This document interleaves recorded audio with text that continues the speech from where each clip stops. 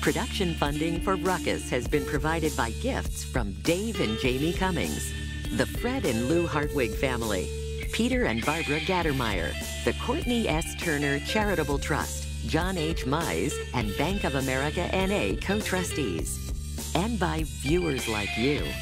Thank you. Welcome to Ruckus, our weekly food for thought fight over the news of the day and the trends of the times. I'm Mike Shannon. The Ruckettes join me shortly. Our topics this week: clearing the path for bicycles, should the path to a new baseball stadium lead downtown, and a hometown columnist urges Mike Pompeo to come home to Kansas, plus roast and toast. But we're going to start with our interview segment and talk with someone who was also a hometown columnist for a lot of years. Yael Abou-Hakka was part of the Kansas City Star's editorial board, writing columns and editorials frequently focusing on local government issues. And Yael spent quite a few Thursdays on the Ruckus set, adding expertise to our discussions. After leaving the Star, Yael and his wife Becky joined the Peace Corps and served 2 years in the southwest African country of Namibia. The couple returned home a few weeks ago. I thought it would be fun to visit with him about his adventures. So, Yael Abou-Hakka, welcome back to Ruckus.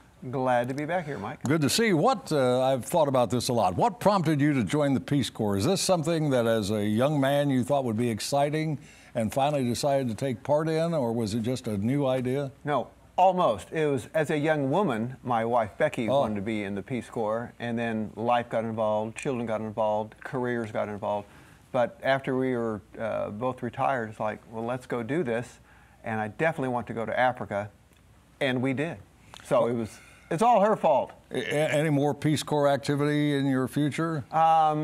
Really doing stuff like this. One of the goals of the Peace Corps is to talk to Americans about where you served, the good and bad things about going on in what being a Peace Corps member is. And basically, you know, you can do stuff later. There are people in their 60s, even 70s, who do Peace Corps missions.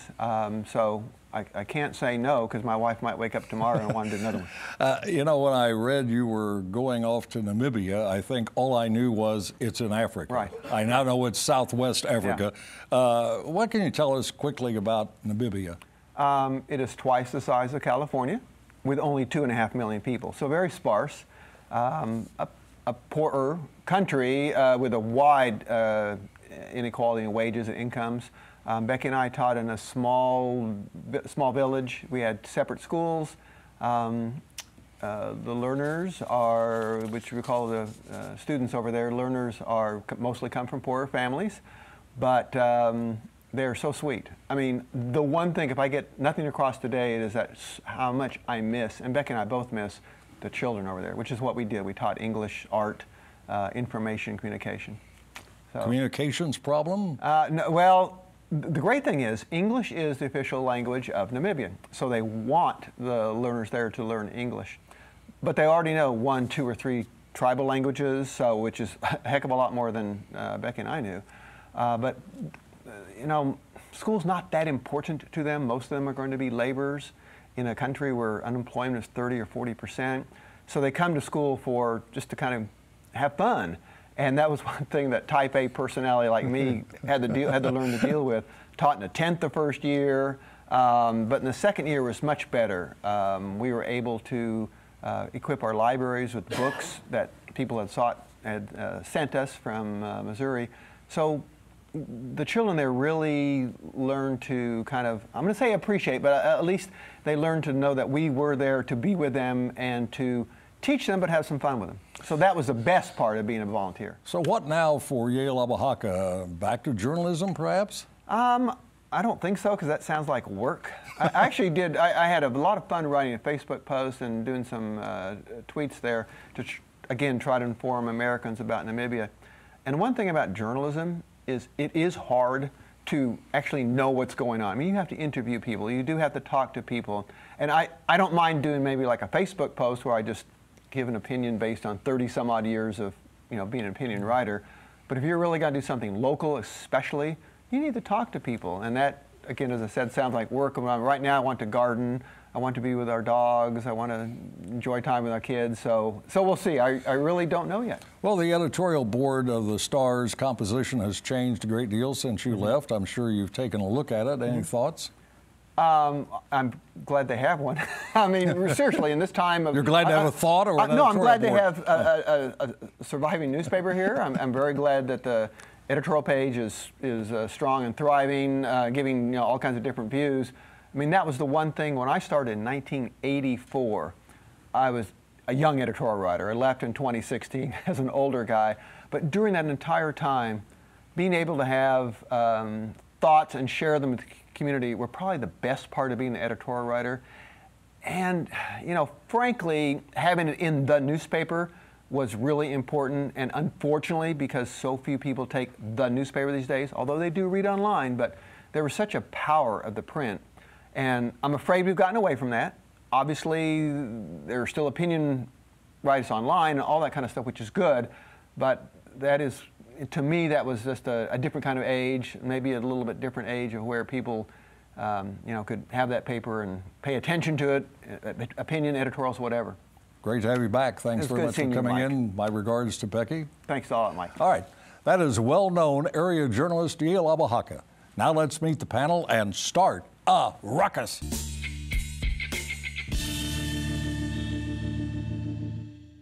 Patrick Tuohy is Director of Municipal Policy at the Show Me Institute, a free market think tank. Michelle Watley is founder of the Griot Group, a strategic communications consulting firm. Attorney Jim Heater is the former CEO of the Kansas City Chamber of Commerce.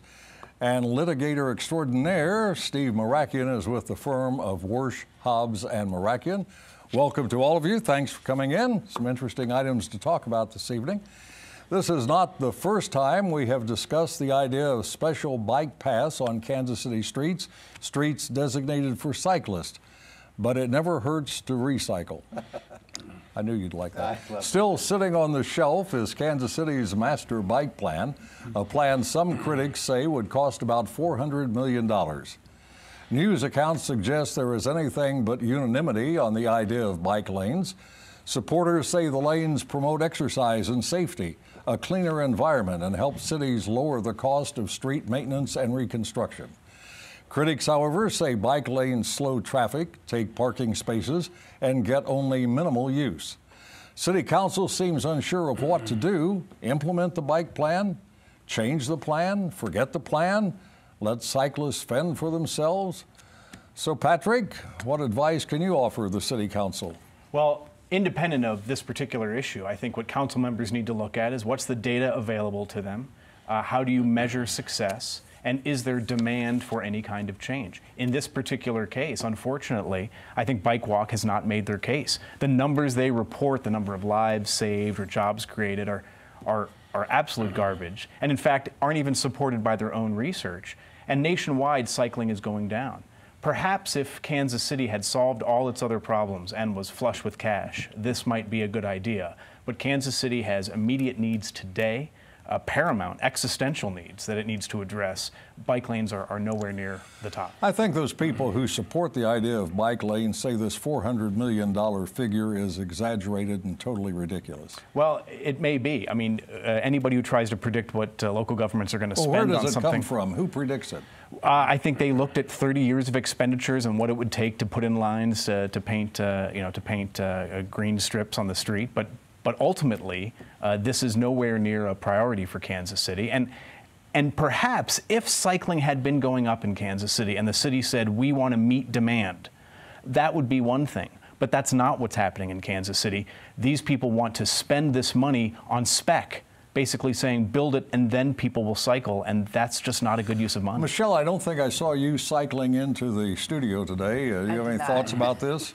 I actually live on Armour, where they put in some of the first bike lanes, and I found the implementation of the bike lane system was not at all seamless and very taxing on the neighborhood. I have a guy in my building who has used bicycling as his main mode of transportation for many years, and he continues to ride on the sidewalk sidewalk to this day, although there are bike lanes in front of our building. And so I think that transportation is an important issue. It should be a priority. I think in Kansas City, there are not very reliable sources of transportation for Kansas Cityans, and bicycling could be one of those.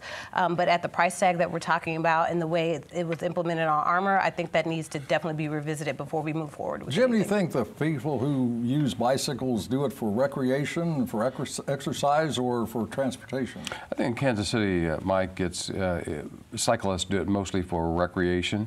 Some people do it for transportation. It was interesting, actually, although I didn't cycle to the studio today, I did count 4 different cyclists on the sidewalk as I came here, and I'm not sure what kind of demand that represents, if any. They look like recreational cyclists, but they could have been cycling to work, too. I wonder why they weren't on the streets. Well, because there was construction on the streets, there's parking on the streets, and there's traffic on the streets.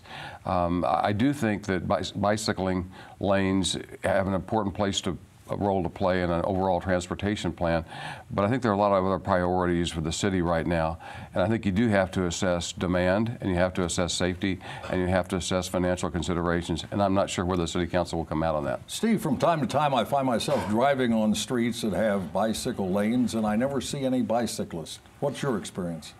Well, you know, I was thinking as I drove in today from downtown to the studio, I wish I had my bike so I could have driven, but there's no bike lanes, and so I couldn't do it. And then I got on the way in here, I couldn't get here as early as I wanted to because I was behind the streetcar to nowhere that we've built, okay, which takes up an entire lane. I work downtown.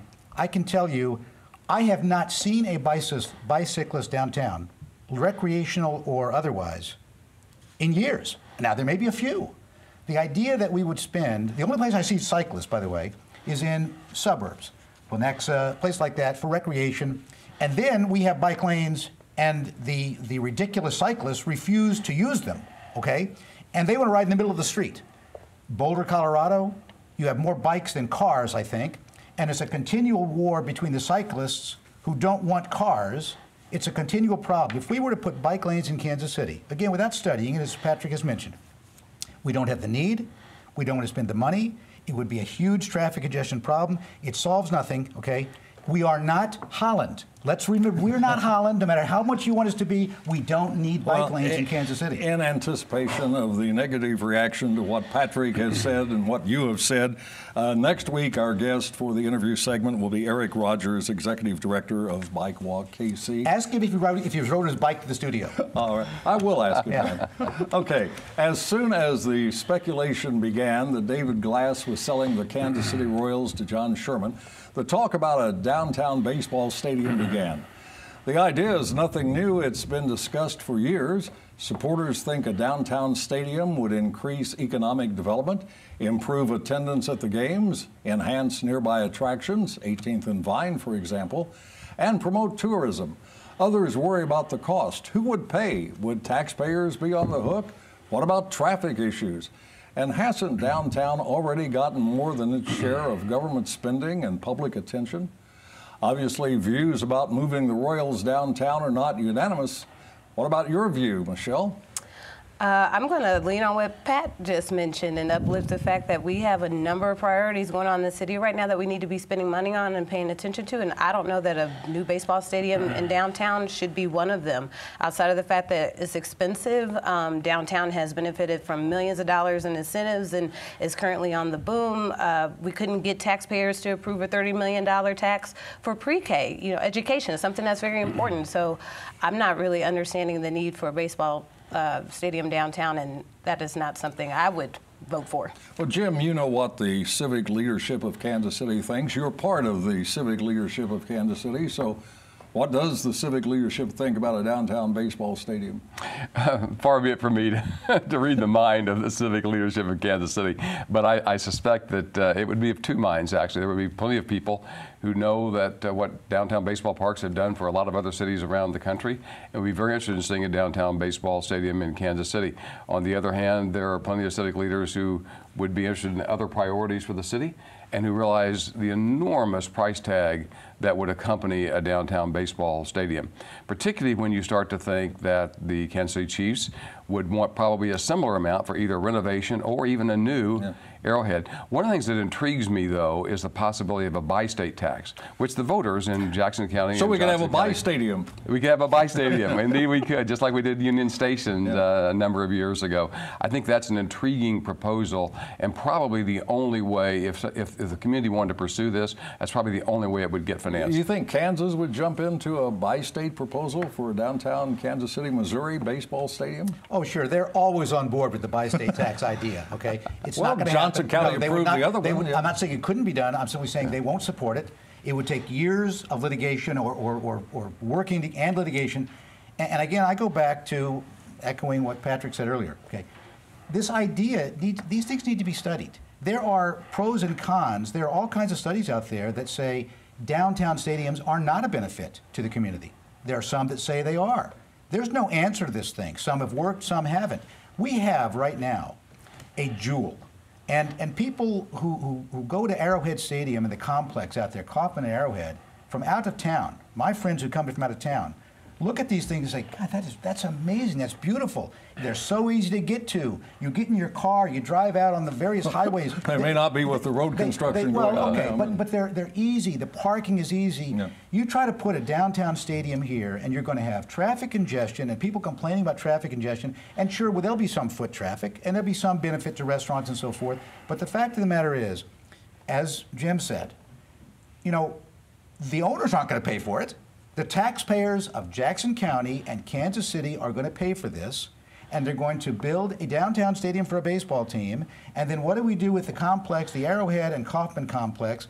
We have really, really good stadiums, which were updated some years ago, and they are absolutely magnificent stadiums. And we should continue to make sure they stay at the top of the list and keep them where they are. Any chance, Patrick, that the ownership of the Royals, Mr. Sherman, resident of Kansas City, a longtime supporter of sports, might pay for it himself? Would that be okay? It's happening more and more across the country. Stan Kroenke, who took the Rams to St. Louis, is spending almost $2 billion of his own money to build a $5 billion entertainment complex in Los Angeles for the Rams that the taxpayers are paying none of. And let me disagree a little bit with Mike here. There are no studies that say that stadiums... Jim over there. Oh, no, Marakian. Steve, forgive me. There are no studies that say that stadiums drive economic development. They may within a particular area, but what you're doing is you're just transferring that growth from Truman Sports Complex to downtown. The city will see no growth. And, you know, Joe Reardon was on KCMO radio the other day applauding the border war truce, saying we ought not spend money moving companies from one side of the city to the other. Well, what is a downtown stadium but using subsidies to move a company from one side of the city to the other? It's an absolutely bad idea. But my fear is that all the people who love spending poor people's tax dollars on wealthy developers won't be able to say no. Oh, Ralph, Jim, a downtown baseball stadium, I've been told, would spur development on the east side of Kansas City and be a big help to 18th and Vine.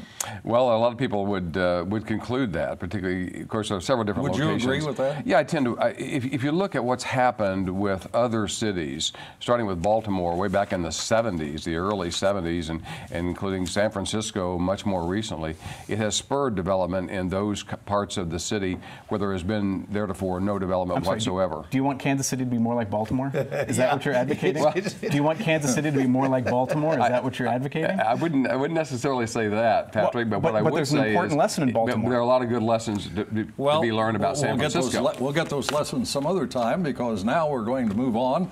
There has been the sighting of a rare species on the editorial pages of the Kansas City Star. It's an authentic, local Republican columnist who actually works at the Star and, more surprisingly, shows conservative tendencies. In a recent column, Michael Ryan makes the case that Secretary of State Mike Pompeo should leave the Trump administration and run to succeed Kansas Senator Pat Roberts in next year's election. Ryan's fear is, without Pompeo in the race, the Kansas GOP might nominate Chris Kobach and actually lose a Senate seat in Kansas for the first time since 1932. Pompeo is a native Kansan who represented the state's 4th congressional district before being tapped by Trump to be CIA director and then Secretary of State. So, Steve Marakian, or Jim, or whatever your name is Mike Pompeo the only Republican candidate who can assure Republicans a win, if indeed he can, in the 2020 Senate election? And I would not say he's the only one who can assure them a win. I can tell you there's one who will assure them a loss, and that's Mr. Kobach. And I don't say that with any animus to him, but I think he demonstrated last time the Johnson Countyans hate Chris Kobach so much, and he's gotten so much bad press from certain lawsuits and so forth, that without Johnson County, he doesn't win, and he's not going to win Johnson County. So he's a non-starter. In my view, Pompeo, I would love to see him run in Kansas. I like him as Secretary of State. I think he's done a great job. But I think Secretary of States come and go. And with the president, his foreign policy is wherever it is anyway, on whatever day he chooses. If Pompeo ran, I believe the Democrats would probably just throw in the towel. Nobody is going to beat Pompeo. My concern is, first of all, I don't think he's going to do it. Secondly, I'm concerned, not concerned, but there's a possibility that within a day or two, the president might just put Pompeo in to assume the role that John Bolton had. It's been done in the past with Henry Kissinger and others, and that would almost assure that he's not leaving that position. I would love to see Pompeo run. There may be others who can run and win, but I'm very concerned that they're not going to hold this seat. Well, would you discount Roger Marshall, who is the congressman from the 1st District, which is a huge district, and others from that district who have served the United States in Congress have gone on to certainly would not. seats? There are good people out there. I can't name all of them, and I don't know all of them. And someone like Marshall may do a fine job and may win. I'm not saying, Kansas is still clearly a heavily Republican state. But this is a really difficult election for Republicans in the sense that if they lose 3 Senate seats, okay, the game's over. They cannot afford to lose a state like Kansas. Jim, is Pompeo the kind of candidate a Democrat like yourself might? I know you don't live in Kansas, but would you possibly support somebody like that for the I think the answer is no, even though he's a Harvard Law School graduate, and we've had conversations in Washington when I was the CEO of the Greater Kansas City Chamber of Commerce, and I always wondered how a guy with his educational background, including the fact that he's a West Pointer, he and I could disagree so much on so many issues. It's because you're wrong. So I don't think Democrats would support Mike Pompeo. I do agree with Steve that he would be the hands-down favorite to win the Republican nomination and to win the Senate seat if he chooses to run. Kind of what's interesting, though, is that if he did decide to run now, there are a number of very substantial Republicans, including Representative Roger Marshall, who are in this race already. So it would be a very dislocating kind of event for Kansas Republicans if Mike Pompeo did decide to run. Michelle, might it be argued that Pompeo is more valuable to Kansas and the United States as Secretary of State rather than serving the state as a U.S. Senator? I think that could be argued. His connection to and the relationship that he's developed with President Trump, is what gives him value both to the state and to the nation. So it'd be, I agree with the other panelists that if he were to come in and run for Senate, it would be kind of a no-brainer for any other candidate to kind of step out and let him have at it. And we've seen the influence of Trump in other races. If we look at what just happened in North Carolina, he was able to, through the endorsement, help push that candidate through. He recently endorsed Mike Parsons in his gubernatorial run. So I think the influence that Trump brings and his connection to Trump makes him valuable. All right, now it is time for Roast and Toast, where the Ruckettes have 30 seconds each to analyze, theorize, or jeopardize. And let's start with Michelle. I want to give a toast to Councilwoman Melissa Robinson for recently passing a resolution through the City Council that names racism as a public health crisis. It's a resolution that was recently passed and has been passed in other municipalities, and what it does is it essentially names racism as a public health crisis so that it gives leverage to governing bodies to deal with the systemic issues that lead to disproportionate life expectancies and health issues that people of color face in the city. Steve. What a week for the president. Tuesday, he carried 2 new members of the House to victory on his back. Wednesday, he fired John Bolton, the neocon progressive who never saw a war he didn't like. Yesterday, the Supreme Court upheld Trump's first available country asylum policy by a 7-2 margin. And today, the stock market may reach an all-time high. This is why the Supreme Court and capitalism matter. What's good for Mr. MAGA is good for the USA. Mr. Toohey. Toast to Lead to Read, a volunteer reading mentorship program that is beginning its 9th year of operation in Kansas City with 1,100 volunteers in 50 classrooms across 16 elementary schools. For 30 minutes over 1 lunch hour a week, reading mentors and students explore the world by reading books provided by the students' teachers. Only half of Kansas City students are proficient at reading by 3rd grade. Improving this requires the time and attention of all Kansas Cityans. Lead to Read leverages exactly that resource to the betterment of all. Jim? Mike, I'd like to toast the Kansas City Symphony and its music director, Michael Stern, for announcing just this week that Michael Stern has signed a new 3-year contract with the Kansas City Symphony. He will be the music director through 2023.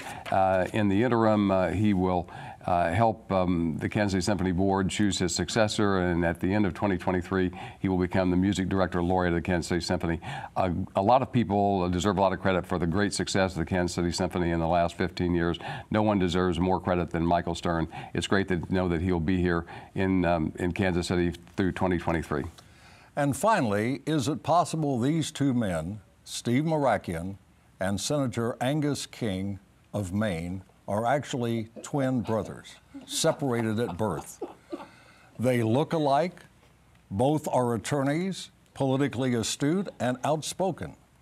Now, there is at least one major difference. Because of his last name, Angus can legitimately say he is a king. Steve just acts like he is. And that's Ruckus for this week. We are back next Thursday at 7. Now for the Ruckettes and the crew, I'm Mike Shannon saying thanks very much for watching and good night.